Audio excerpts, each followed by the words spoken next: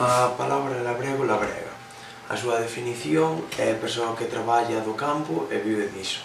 Uso na actualidade, utilízase como oficio de labrego ou labrega ou adxetivo relativo a unha persoa que traballa moitísimo. Refráns.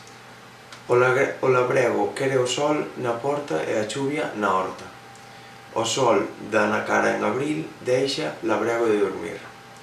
Sinónimos: campesiño, labrador e paisano. Familia léxica: labrador, albrura, labranza, labrar.